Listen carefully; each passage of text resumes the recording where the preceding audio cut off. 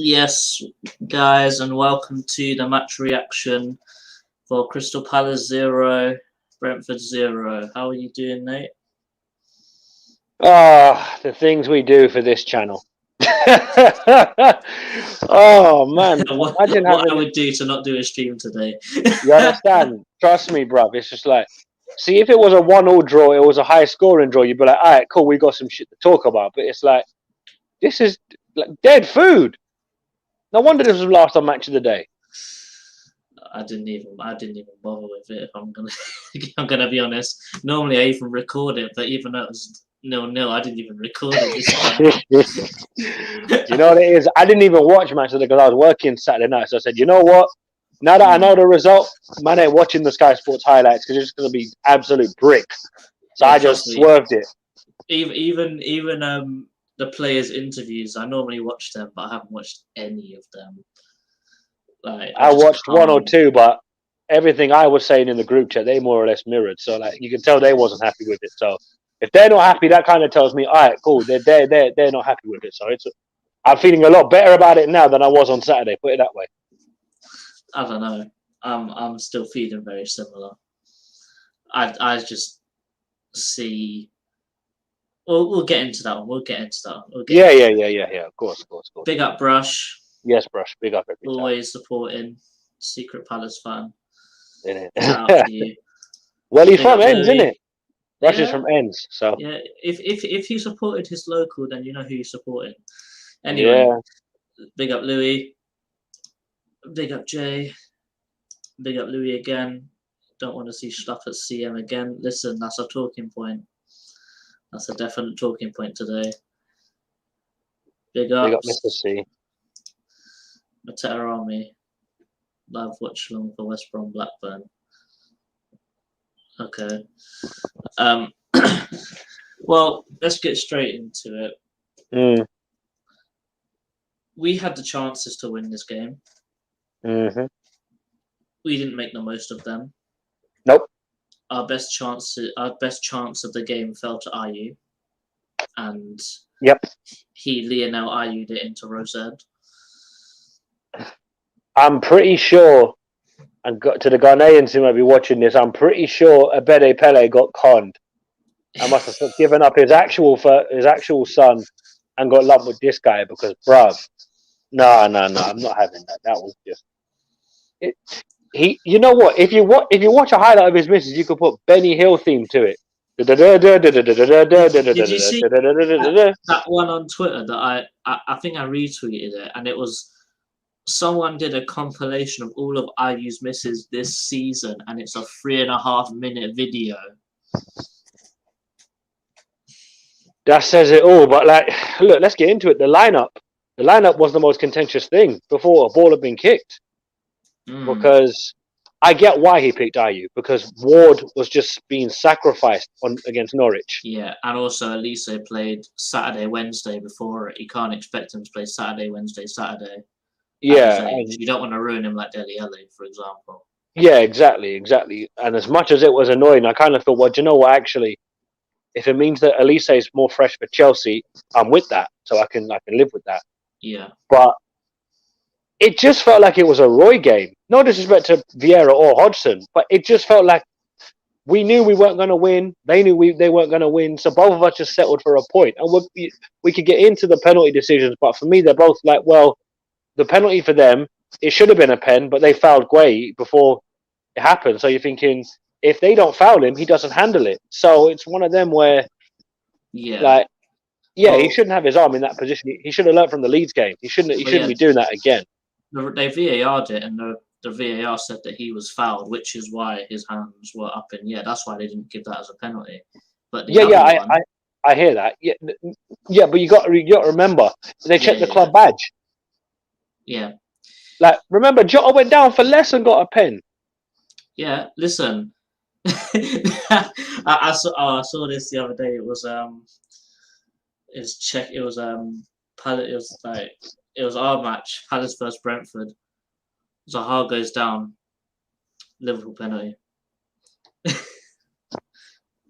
Yeah. No, but look, being realistic, if it's a case of the referee doesn't want to give us the pen because Brentford didn't get the pen, you could go, okay, trying to balance out the decisions. But you're looking at it and thinking, okay, if we weren't Crystal Palace fans and we're looking at that, you might think, oh, that's just classic Zaha diving and making the most of contact. I think it's a bit of both, where it is a pen, but Zaha kind of making the most of it. Now, any player in his position would do that. But to be honest, I'm not asked about not getting the pen because it was just such a dead game anyway. Like, you kind of knew it had 0-0 written all over it because neither team really needed to go all out and commit suicide, because we know that if anybody sticks somebody left on Joel Ward's side, it's like, oh, we're getting dicked. Like, we're just getting pure dicked. Like, I even said before the game, yeah, if we're going to play a right back with a modicum of pace, Natty Clyne, he may not be the Natty Clyne before he left in the first place, but anybody but Joel Ward, for Christ's sake. And I love Joel Ward. I'm not remotely trying to put this all on Ward, because to put it all on one player will be ridiculous. Let's be honest. There have been a number of players on that pitch on Saturday that were awful. Jeffrey Schlupp. And this midfield three has pissed me off to new levels of anger. It doesn't work. I get that we're kind of short on numbers because Kouyaté just came back from Senegal recently. Maka's only back after a lengthy layoff. Luca and Gyro may as well just be sweeping the streets of Croydon or just cleaning out Copa's coat, because they're not getting any minutes either. But I hope to God we bring in some Vieira players for next season, because I can't live with this schlupping midfield business. It's just killing me. Yeah, I saw a few people saying that we actually need someone to just sit in front of the centre backs just to give them a bit of protection. And even though Luca's dog, he will sit in front of the defence and he will do that job. I'm not saying he'll do it well, but he will be a man in that position who will help in our defensive periods of play. Yeah.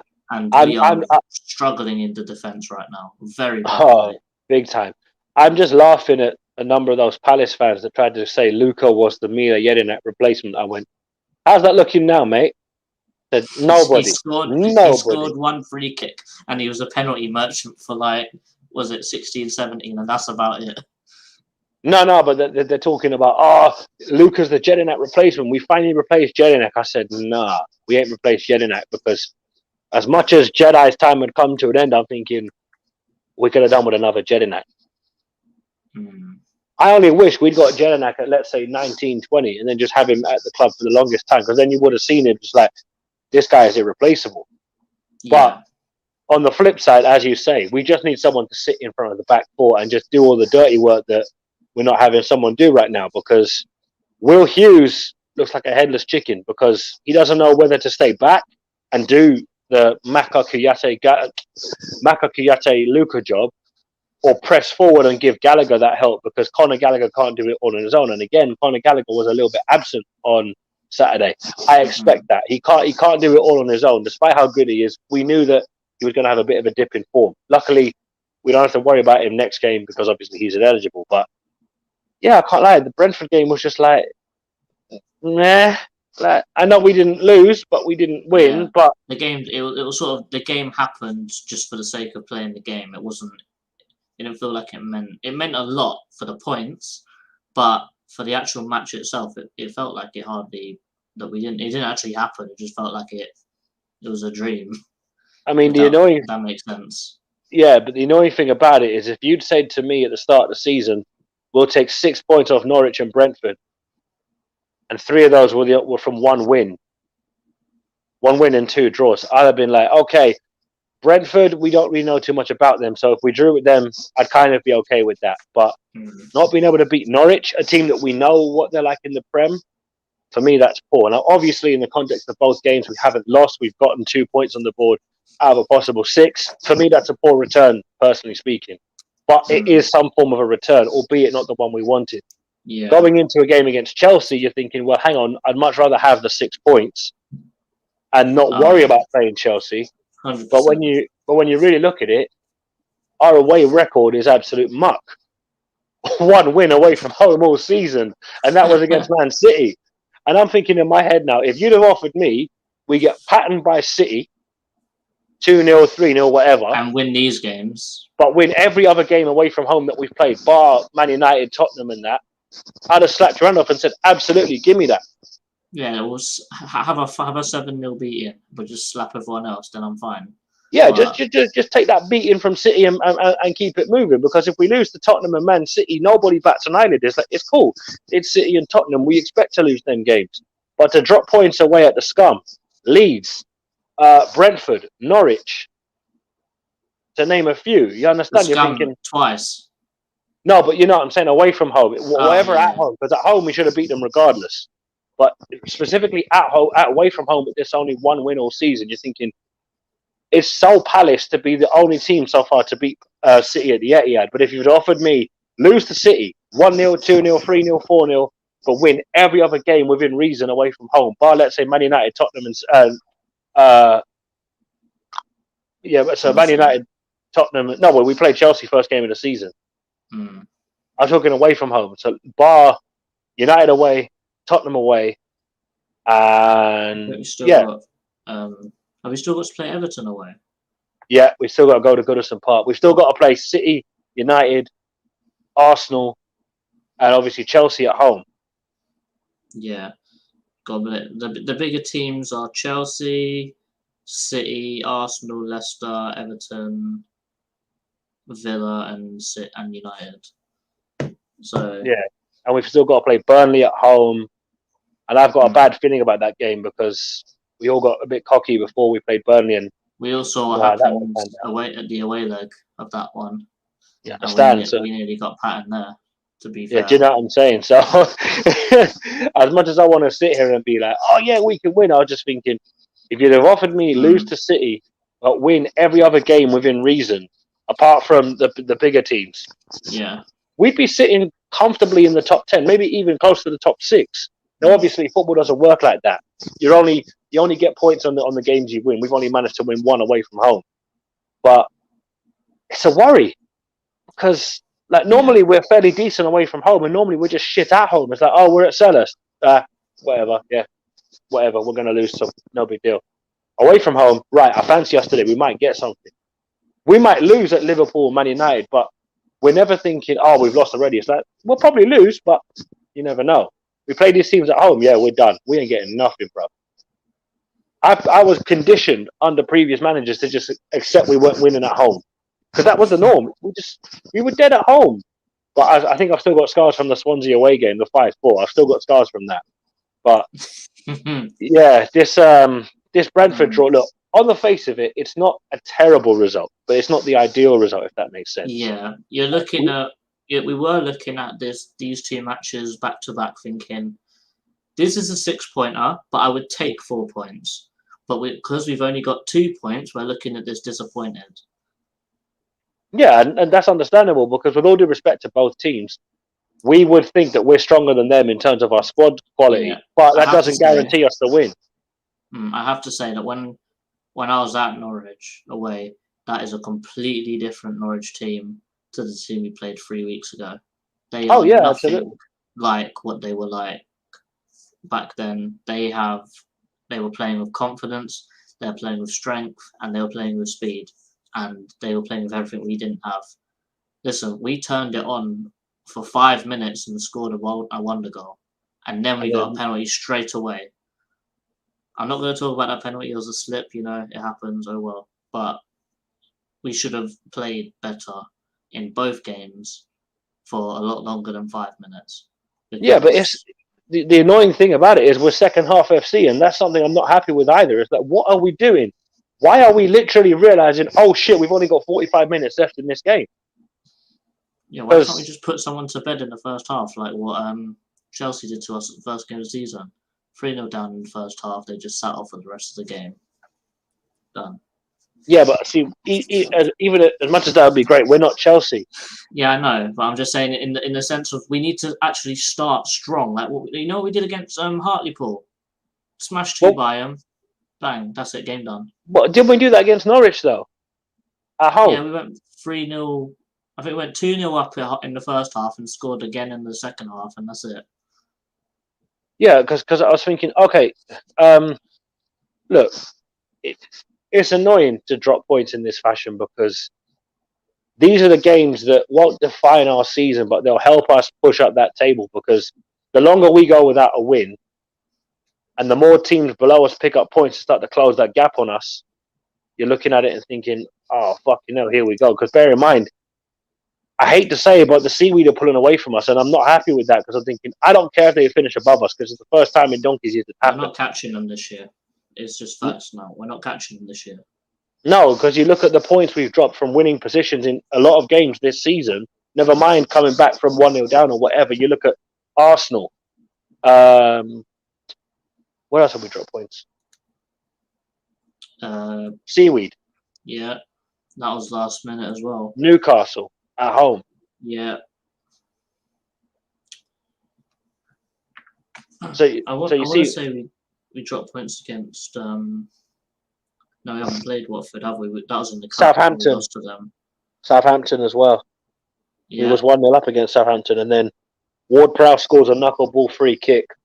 Broha, who was a diving little cheat, scores a second, and then we had to equalise to Jordan Ayew. So you're looking at it and thinking, some of the points we've allowed to drop have now come back to bite us in the arse. I guess we dropped points against Burnley. Yeah, we did, yeah. Leicester, even though we came back from 1-0 down, we should have won that game. Mm-hmm. West Ham, 2-2 draw. Mm-hmm. And we lost against them as well. Brentford, both we games. drew 0-0 to them as well, twice. In both games, yeah. So we've dropped, we've just listed about 10 points that we've dropped, at least. More, considering that a few of the teams that we've already played twice, we've dropped points against. Mm-hmm. Like, logically speaking, we've dropped 4 against the Seaweed, which is just unforgivable. Granted, the game at their place, we were probably fortunate to come away with a point. But if you look at the home game, we should have been clear of them, but we weren't clinical enough. And that's something that, I'm sorry, it has to be said. We need a clear out of this squad, because half of these players just aren't good enough anymore. For the level, our clear out at the start of the season was big, but we needed an even bigger clear out. This clear out needs to happen over 2 seasons, because at the end of this season, we've got many more players out of contract again. And a lot of them probably don't deserve new contracts. Yeah, like Natty Klein, he doesn't need a new contract. Ward, I think Wardy got a new deal, so he gets his 10 years, I think. Yeah, we've guaranteed Wardy. Wardy's guaranteed his testimonial.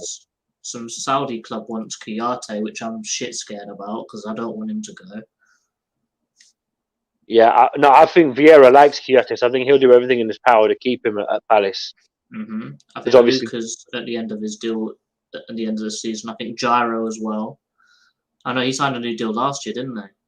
Yeah, well, with Luka, I think it's next season. But even still, Luka needs to be moved on, because his time has come and gone. Mm-hmm. He's not captain material. I'm sorry, he's not. People can. I think Ayew's at the end of his deal as well, isn't he? Yes, Ayew's out of contract in the summer. No, Benteke's next season. But there's enough players there for us to get rid of.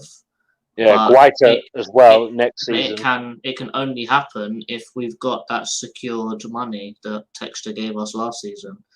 The only way we can feasibly get rid of these people is if we have a similar, I wouldn't say a similar budget, but I'd say we have a budget to replace these people with better players in the same positions. Oh yeah. But before we continue, let's just quickly jump into the comments. Yeah. More talking points than the game. He's not wrong. We've got Super Pat Vieira. He knows exactly what we need. Oh, that's been stuck in my head all day. Jesus Christ. Mitchell at the back. Elise in attack. On the road to Wembley. That's it.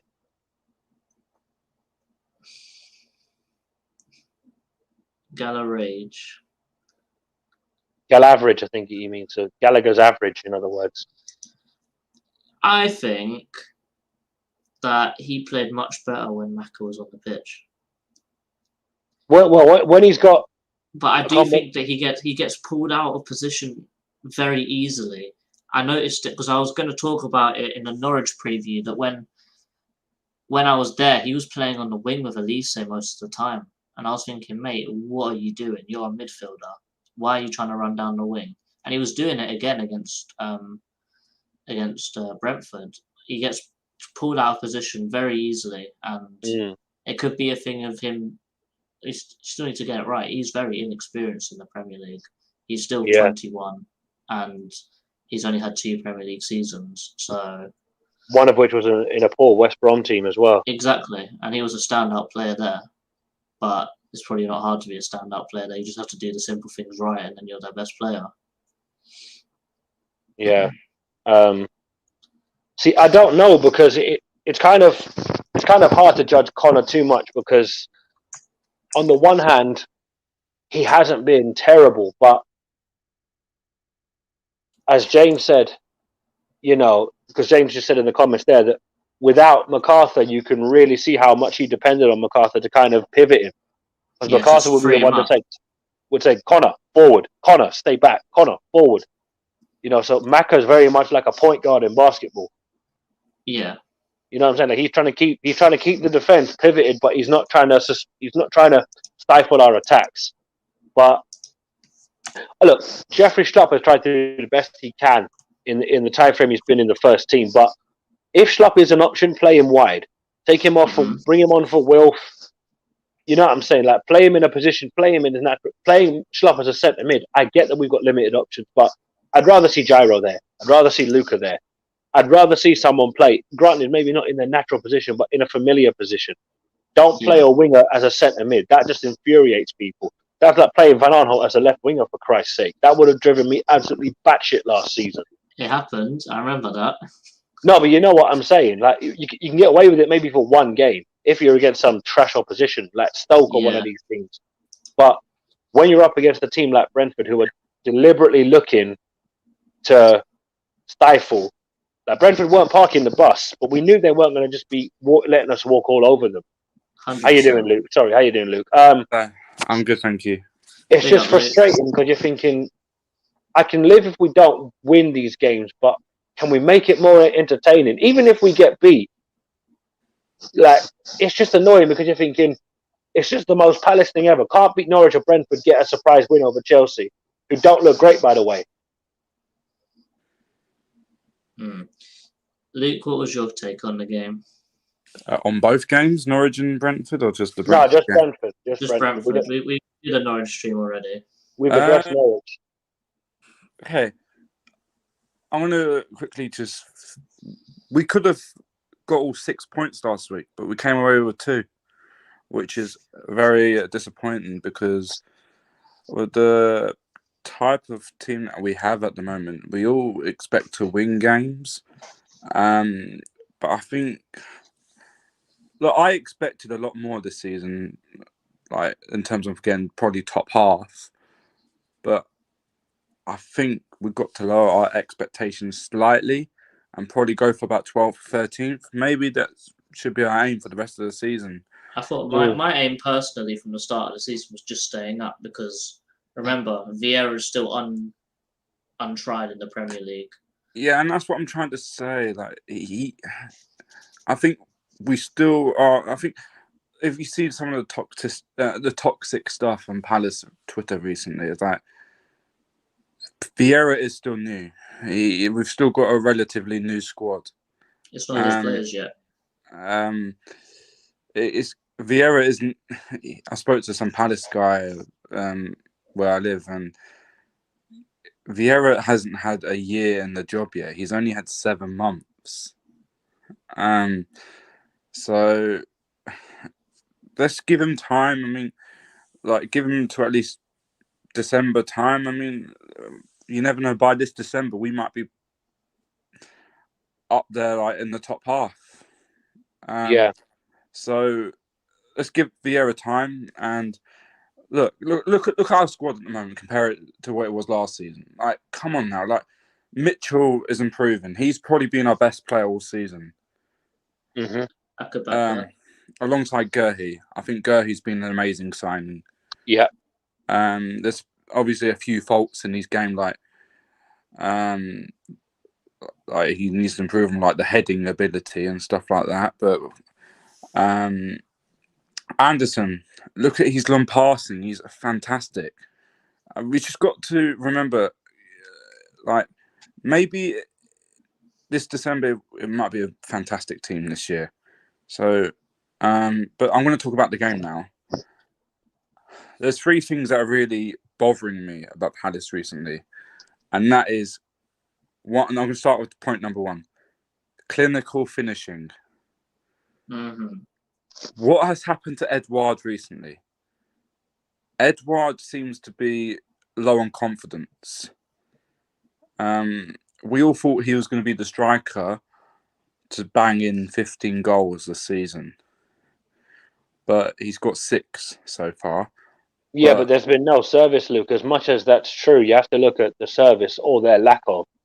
Because bear in mind, when we're playing him, he's normally playing on the left, which I get he's trying to accommodate Mateta, which is fine because Mateta, prior to signing a permanent deal, was looking like finally we're seeing this Mateta guy arrive and make an effort. But if you look at, yeah, you're right.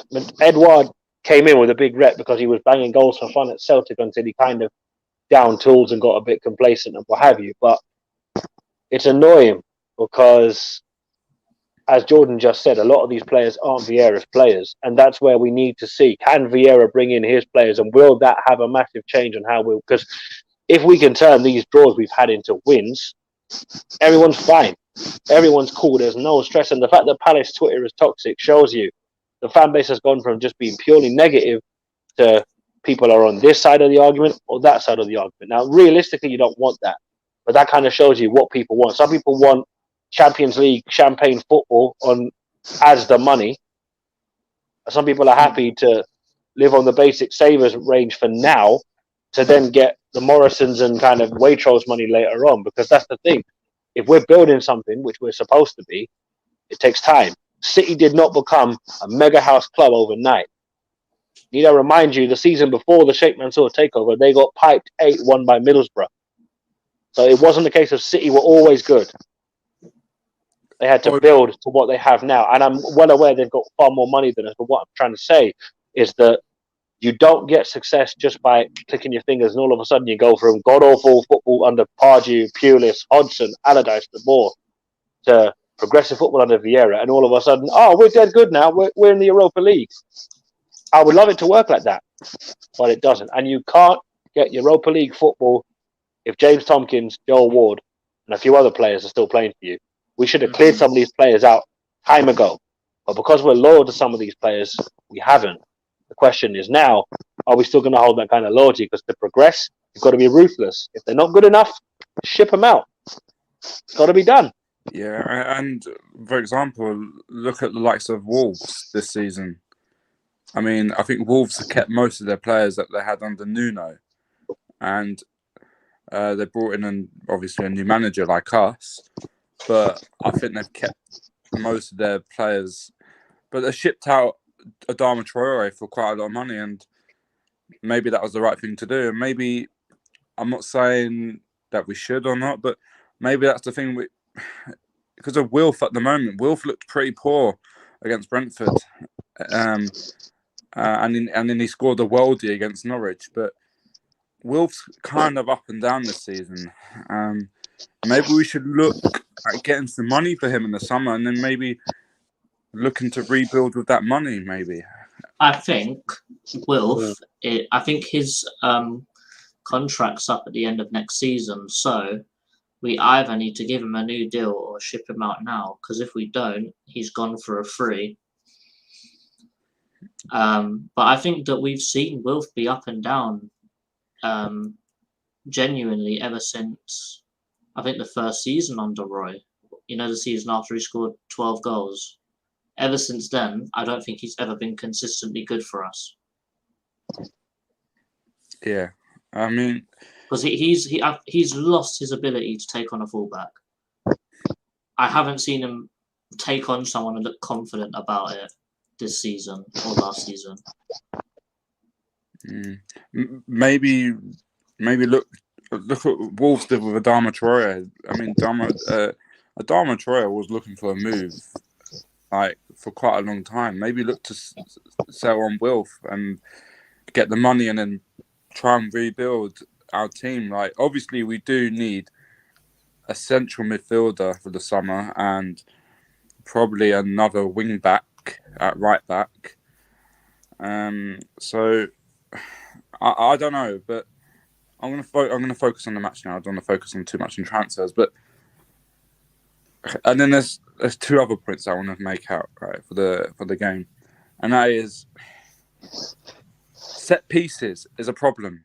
It's been a problem all season. Why can't we score from corners? And Brentford just dominated our corners. Like every time we got it into the box, they just headed it away. It's like I went to the game on Saturday. It's like get it, play the short corner or play it to the back post, and then try and get someone to flick it on or something like that. Why can't we score from corners? It's the most annoying. I think the first problem with our corner regime is Conor Gallagher takes the corner. I don't think he takes a good enough corner. I think when Elise came on, even though the first corner he took was awful, he hit it with pace. Conor Gallagher's corners they all come really loopy and slow, so it's really easy to defend against. But I think, genuinely, it comes from our lack of height in our midfield. Our midfield three is not very tall players. Like, for example, when we've got Kouyaté in there, then we're looking at more of an attacking threat on a corner. Or Benteke. Exactly. So I was going to say, when we've got Edouard on the wing and when we've got Mateta up top, you've got 2 6'2+ guys in that box as well. And don't get me wrong, that helps us in the defending part of corners and the attacking part of corners. Mm. Can I just point out, though, you see with Norwich, Mr. C pointed out brilliant. We could have been 3-0 down in that Norwich game. So as much as we're disappointed with the Norwich result and everything, you're like, well, you know what? On the face of it, the Norwich result, like without Mitchell, we would have lost that. So I don't want to hear nobody chatting no foolishness about, we should have beat Norwich. Yeah, without Mitchell, we would have been packed by Norwich. So yeah, he did that one where he took the ball away from Pukki to head it, and the other one where Pukki was clean through, and he ran up behind him and just stuck his leg out and got the ball away from him. So listen, Mitchell's been our saviour this season. Jordan, can I ask you a question? Yes. And Nate as well. This is for everyone. Okay. Can you remember a good game that we've had since December? December. Let me. Good question. Sorry, what was that? Do you mean during December or after December? So from August to December, we had a fantastic run. I don't know if you remember that. We had 3 wins in a row: Wolves, City, and what's the other one? Remember, Wolves, City. We had that win streak, and in December we beat Everton. That's the only good game I can remember us having. Since then, I think we've fallen off a little bit. Norwich 3-0. Yeah, but that was Norwich. That was in December as well.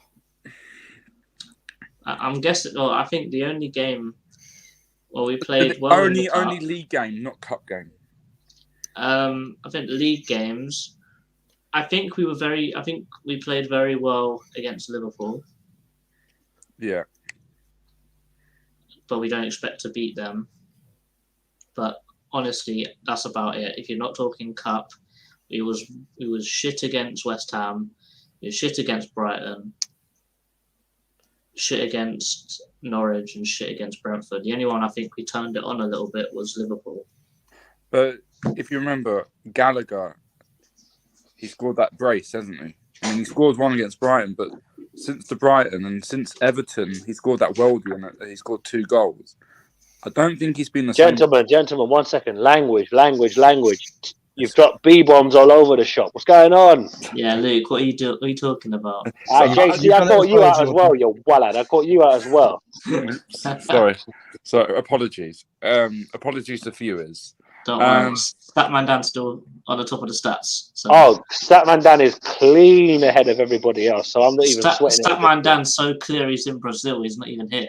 You understand? Man's on the other side of the world. But can you remember Gallagher having a good game? Like with Everton. Like the Everton home game was fantastic. West Ham away, Arsenal away, Everton at home. Wolves but see, the thing is, Wolves at home. See, the thing is, don't look at just one player. because it's not a one-player sport. Yeah.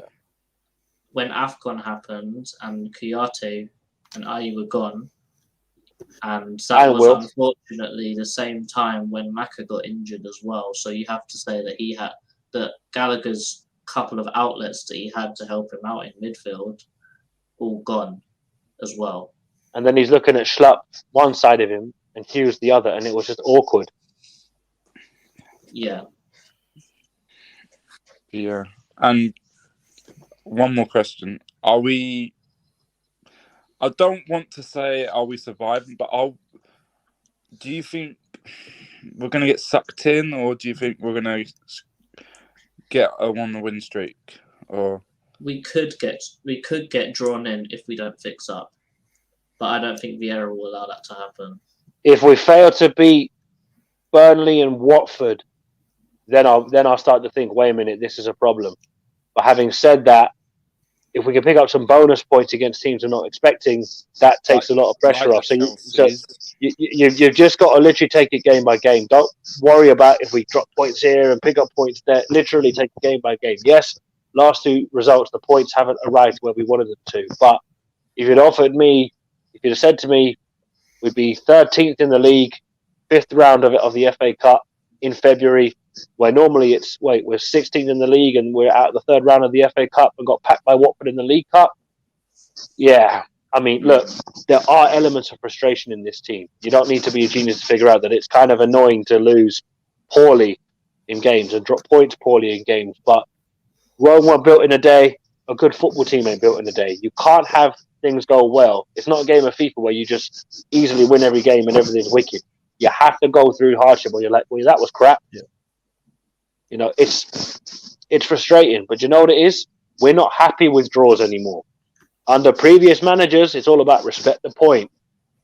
I'll take a draw because Saturday we were fairly average, so it's like, draw's a fair result, but it's not the ideal result, and that's the frustration. It's like the one game we should have won, and we've just settled for a point. I would take it because we haven't lost, but part of me said it feels like a loss. If that makes sense. But look, it's annoying, but. Look, the next couple of games, bar Chelsea and City, there are points there to be had. Whether or not we'll get them remains to be seen. Yeah. Let's slap through some comments. We're only 3 points off 10th, by the way, just as a reminder. We're a simple win off 10th place. Like, one good result, and suddenly everything looks a lot different for us. Yeah. Another 6 points, we would have looked a lot better than 3. Well, but Rich says he survived V-Day. Big up for tuning in and not getting killed. He must have pulled out all the stops. Trust me, you must have did well, Rich. You must have taken my advice. He must have done careless whisper settings and them things. No, but Jordan, just really quickly, if we really look at like I said, remember I was saying, if you take some of the results we've had away from home and swap that win at City to win some of these games away from home, we're laughing. You're like, sod it. Because I don't care if we lose to Man City at the Etihad. It's like, well, it is what it is. Move on. But to drop points in the fashion that we have, you're thinking, do you know what? I'd give anything to beat the scum home and away and just pattern them. Oh, yeah. I'm not talking 3-4. I just want to beat them 1-0 home and away. Cool. Enough said. Get a result against West Ham. Cool. Lose to Liverpool, but lose in a way where we don't get a BS penalty call against us. If we lose 3-1 fair and square, cool. Step away, no problem. But look, if it turns out that next season these draws turn into wins, we're all going to be like, do you know what? Why were we bitching? We had to suffer to get the good times. So, look, it's frustrating, but you know what it is? It's better to be annoyed at a draw than just content with a draw. We've got to be patient. 100%. Luke, you got to look at Sean. Crystal Palace fans, patient.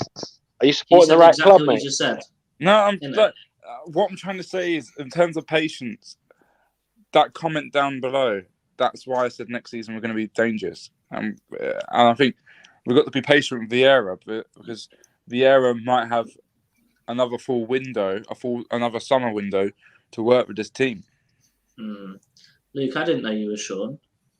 I didn't know you lived in Jamaica. Wow, man must be on that serious Bitcoin vibe. Trust Oh my me. Yeah, big up James, big up Tristan. How are you doing, guys? Yeah, I'm good, man. I'm good. Honestly, frustrated with the results recently. It's just not good enough, and I think overall the team are letting Vieira down. I mean, what do you make of it? How close do you think that's what's going on right now? Clearly, It's just Palace, mate. Everyone expects us to beat a team. We don't beat them. Nobody yeah, expects us to no, beat a team. We beat them. It's just, look, the thing is, we should just say, you know what, we're going to get beat every week, and then we'll win every week. The more negative yeah, we are, the better chance we have of winning. But if we're thinking, yeah, we're going to smack this team, it's like, Nathan, it don't work like that. Big man, it don't work like that with Palace. Palace don't do what you want them to do. They do the opposite. We're literally on opposite day settings, mate. It's annoying as hell. as you know, no, like we'll beat Chelsea. Who knows? That'd be brilliant. That'll be the If we most beat them Palace thing Saturday. to do. Yeah. Unfortunately, our star player can't play for us in John Terry because he loves scoring for Palace against Chelsea. That was a very enjoyable day for me watching a whole group of Chelsea fans just look dumbstruck. It was like scoring goals for Palace, John Terry, John Terry. I They think were I think the sick. best I think the best own goal I've seen was when Deeney just slapped Oh it yeah, in yeah. his own net in front of the home still. What a moment. From a corner. Never forget that at all. Honestly. No, it's when Joel Ward's, I think, was it Wardy that scored the winner away at the bridge? That was Mourinho's first defeat. Yeah, 2015. Yeah. I remember Sacco got the reaction. equaliser. I was like, Bakary Sacco? What? Yeah, ages ago, honestly, 6 years back. Crazy how time flies. Guys, Or when the man, the myth, the Benteke loved the legend Chelsea keeper. is in the background. Oh yeah, 2-1. Hey, Don Rich is in the house. Nah, big up Nippon. What are you How saying? you doing, brother? Yo! Not bad. Where are you today, Nippon? Hayes and Harlington. That's So a you're not getting Chinese. that Thameslink train. Nippon, are you on a train again? No, if this was a train, it would probably be a restaurant call. But no, I'm in a restaurant today.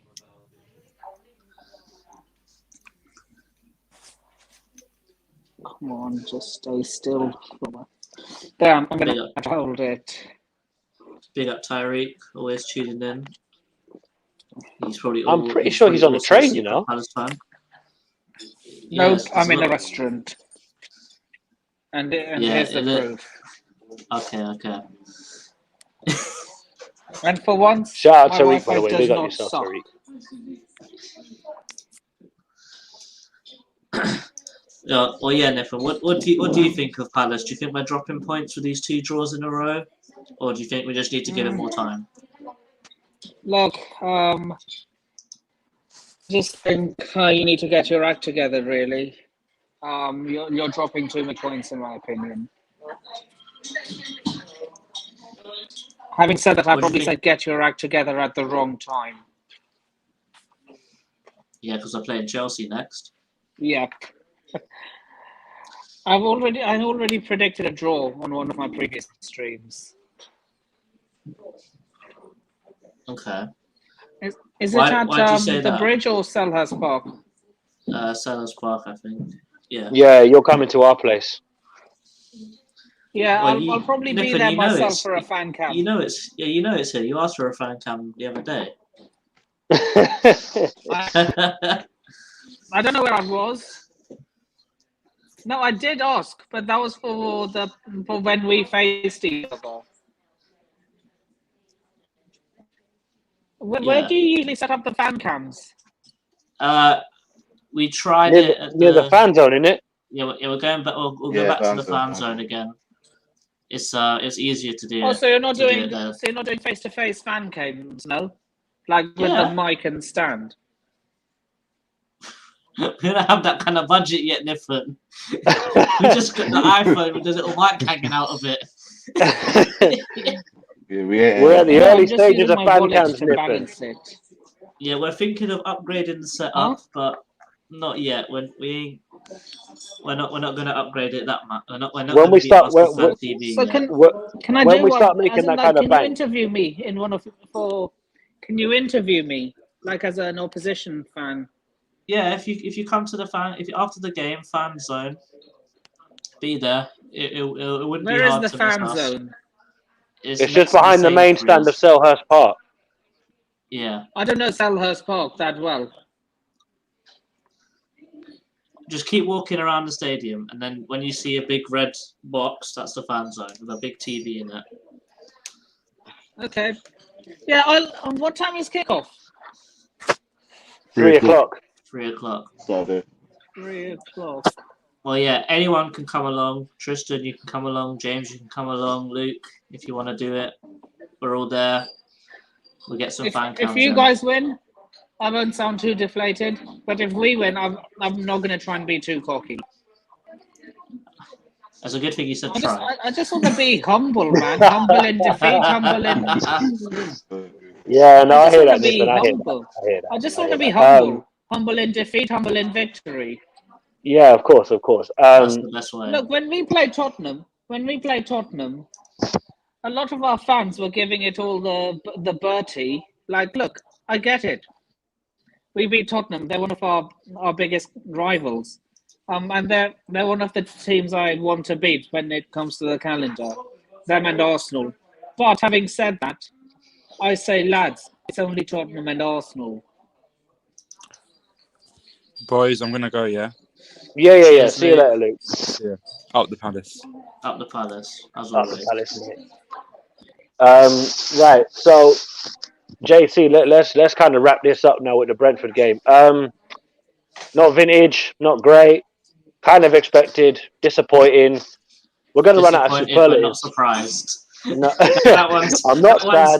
That one's being used up a lot. Are you lately, Irish? I'm not gonna lie. Are you Irish, Nate? I'm half Irish. Yeah, hold on 1 second, Nippon. Jordan, you know that saying? I'm not sad. I'm not angry. I'm just disappointed. That's literally me. That's literally me after a loss. We're gonna need to find a clip and just have it in the background so you can just play it after every single time. I'm not sad. I'm not angry. I'm just disappointed. Tristan, have you got anything to add to that? Final thoughts? Listen, against Chelsea, as long as we play well and if we really give them a game and if we get a point out of it, fair enough. But if we lose really badly, like I don't know, 4-1, 5-1, if it did happen, then we got to start asking questions towards Patrick Vieira and the way he sets out his team. In my opinion, I don't think he knows his best team. That's a real problem between now and the end of the season, especially in February. Got to fix that. No, but Tristan, he doesn't have his best team because a lot of these players aren't his. He's literally working with what he has, and what he has isn't really ideal for how he wants to play. I know what you're saying, but let's be honest, James Tompkins is not a Patrick Vieira level defender. Not in a million years. No, he's definitely not. I agree with that. Nate, so, can I ask you a question? Mm-hmm. Yeah? Do you see Patrick Vieira?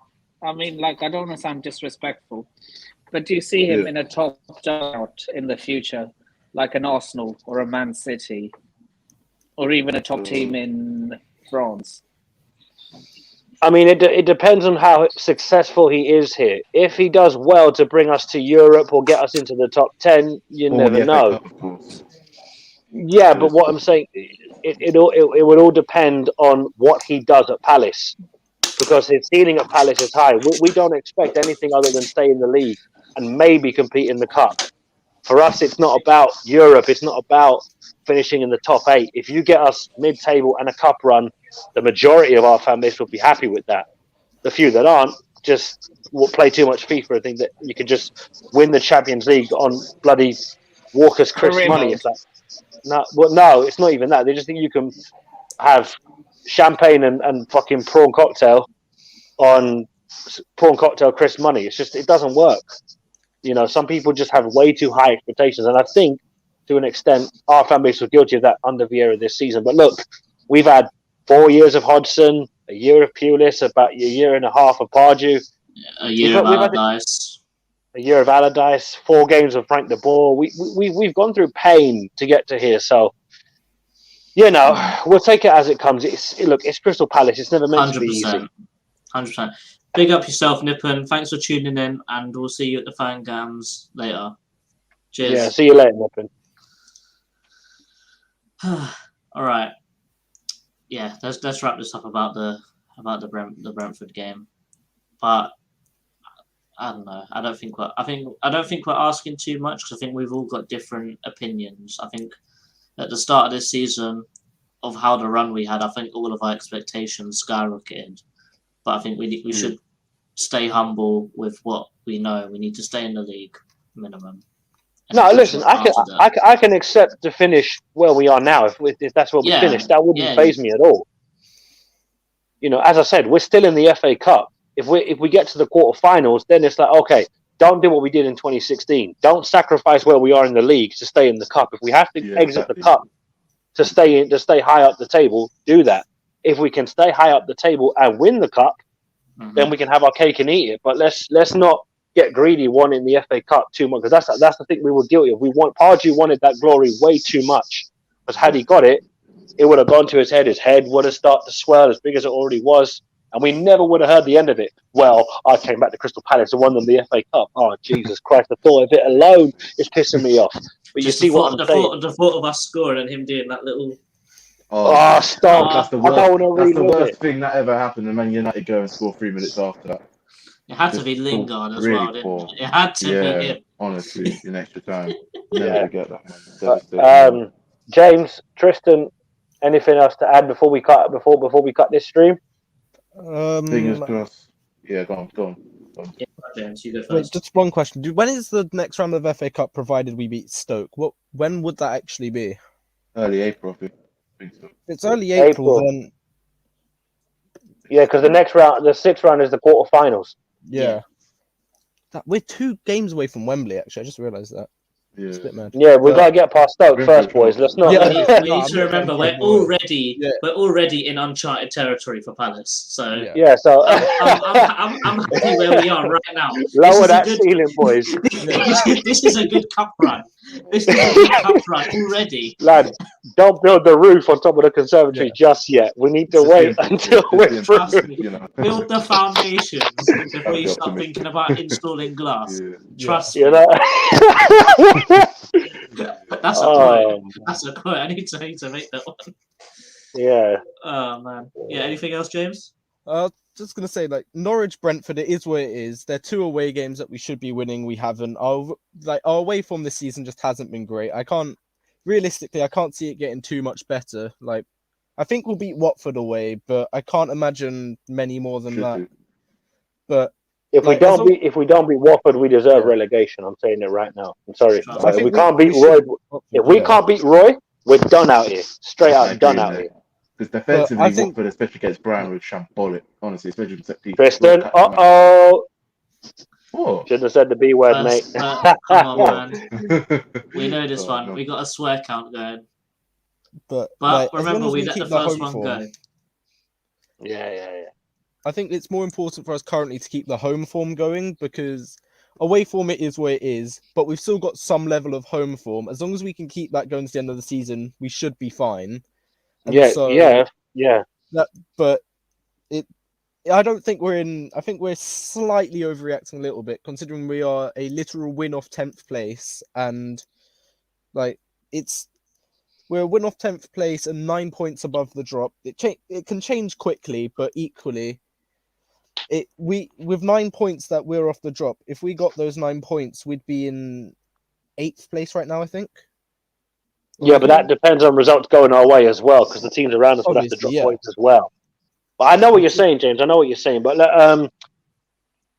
it's one of those where what could have been. Because as I said, had you given me a loss to City, but we beat every other team away from home within reason, bar Man United and Tottenham, and it's like, you know what?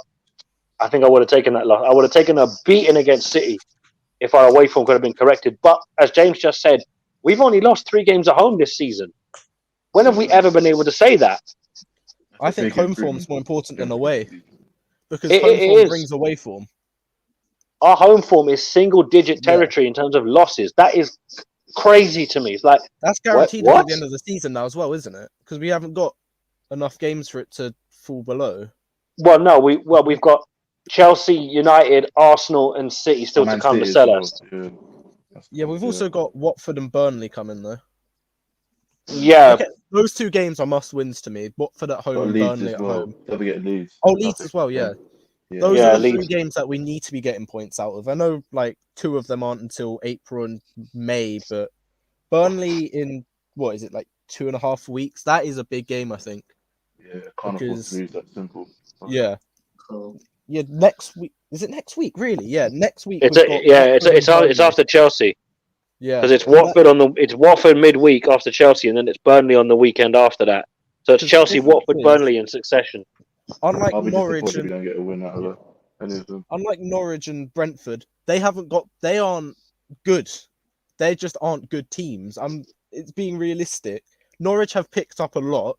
They've won like minus a loss to City. They had like 5 unbeaten and 4 wins. So it was like Yeah, but James, Brentford had obviously we lost should 6 be in a beating row them, prior yeah. to playing us. Brentford That's the thing. that one's poor, but it's like at least they have a play style and at least they're doing something right. Watford away, if we don't win that, then there's issues because Definitely. Watford are shambolic. If we get Burnley at Roy home- ball, I swear to God, I'll be Yeah, pissed. Burnley at home I'll be is fuming, just man, as honestly. bad because Burnley are just they look hopeless. They've Yeah, got one. for They've real. only won one game all season, Burnley. I just realised that. Yeah, And one against game all Brentford. season, and that was in October. Definitely a relegation team and a team that's going down. 100%. We should be beating them. Simple. If we Exactly. don't beat them, it's not good enough. Right, cool. we're going to wrap this up, lads. Yeah. Yeah. James, thank you very much. Tristan, do you want to shout out your channel? Yeah, subscribe to my channel, Tristan and Free Road to 2K. Got the vlog against Chelsea out this Saturday. Come on. We're going to get a win, hopefully. I'm hoping I'm just going to be optimistic. So, yeah, just got to be positive. No, Tristan, reverse psychology. We're getting slapped. If we get slapped, we're going to win. We're getting clapped, bruv. How does reverse psychology work on a draw? Because how can you reverse psychology a draw?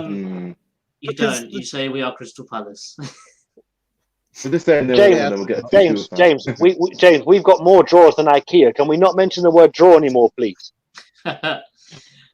All right, guys, this is Eagle-Eyed Football. This was the match review of Crystal Palace Brentford, and we'll see you for the Chelsea preview. Up the Palace. Up the Palace. Up the Palace.